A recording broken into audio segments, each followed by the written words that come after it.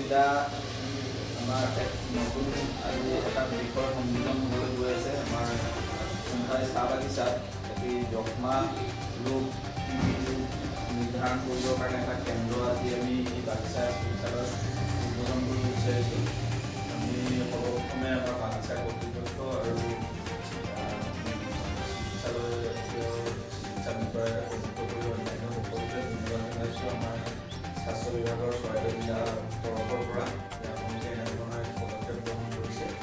অনাগত দিনত এই কেন্দ্ৰটোৰ যোগেদি আপোনালোকৰ বাগিচাৰ লগতে ওচৰ চুবুৰীয়া যিবিলাক অঞ্চল আছে তাৰ যি সম্ভাৱ্য যক্ষ্মা ৰোগী আছে, টিবি ৰোগী আছে, তেওঁলোকৰ ৰোগ নিৰ্ধাৰণৰ কাৰণে এই কেন্দ্ৰটোৱে যথেষ্ট সহায়ক হ'ব বুলি ভাবিছোঁ।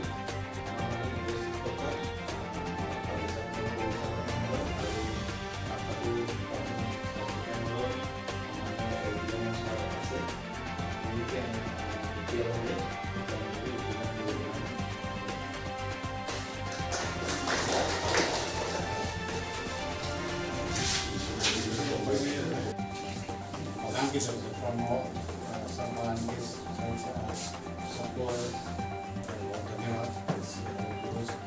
ये केंद्र एक ऐसा है कि जैसे आपने बोला 2025 डोज, तो दिस इज ये छोटा सा स्टेप टूवर्ड है मतलब ये यहाँ के पॉपुलेशन को